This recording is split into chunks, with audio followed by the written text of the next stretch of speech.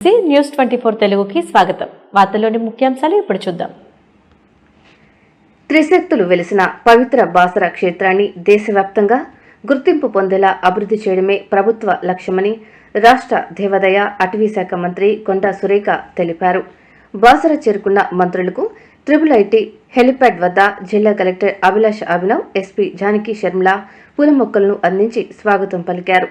అనంతరం బాసర శ్రీ సరస్వతి అమ్మవారి ఆలయంలో ప్రత్యేక పూజలు నిర్వహించిన మంత్రులకు ఆలయ అధికారులు పూర్ణ కుంభంతో స్వాగతం పలికి అనంతరం తీర్థ ప్రసాదాలు అందజేసి ఘనంగా సత్కరించారు.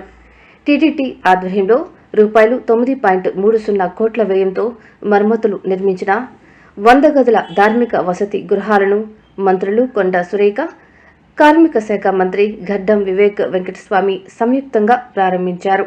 అలాగే ₹3.48 కోట్లతో నిర్మించిన కార్యనిర్వహణ అధికారి కార్యాలయ నూతన భవనాన్ని ప్రారంభించారు.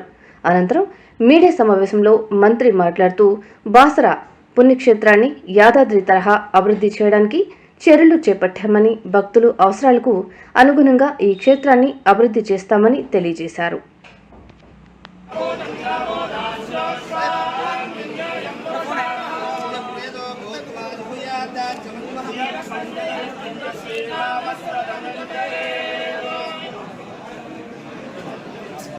కార్యక్రమాన్ని వారు అప్పుడు ప్రారంభించడం జరిగింది. 75 వసంతాలు కూడా పూర్తి చేసుకొని మనం ఈ కార్యక్రమాన్ని ముందుకు తీసుకెళ్తున్న తరుణంలో మరి లాస్ట్ టైం 95% మేము టార్గెట్ రీచ్ అవ్వడం జరిగింది. అన్ని డిపార్ట్మెంట్ల వాళ్ళ సహకారంతో ఈసారి కూడా 18,000 కోట్ల మొక్కలు నాటాలని చెప్పి నిర్ణయించుకున్నాము.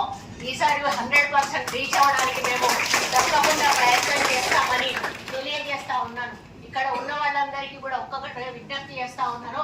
మనిషి ఒక మొక్క, మరి అమ్మ పేరు మీద అని చెప్పి మన ప్రధానమంత్రి గారు అన్నట్టుగా మనకు ఇష్టమైన వారి పేరు మీద, ఎవరి పేరు మీద కూడా మనిషి ఒక మొక్కను నాటినా కూడా అది రేపు భవిష్యత్తు తరాలకు మనకి ఇక్కడ మరి కాలుష్య నివారణకు కానీ, మన ఆరోగ్యంగా ఉండడానికి కానీ, మరి ఎటువంటి పర్యావరణంలో మరి పక్కన అంటే త్రిశక్తులు ఉన్నటువంటి ప్రాంతం ఇది. లక్ష్మీదేవి, సరస్వతి, మరి శక్తి స్వరూపిణి అయినటువంటి కాళీమాత, ఈ ముగ్గురు ఉండడం వలన ఈ ప్రాంతానికి ఇంకా పవర్ ఎక్కువగా ఉంటుంది. అంటే చదువు అనేది మనకు ప్రాముఖ్యం, లక్ష్మి అనేది మనకు జీవితంలో అవసరం.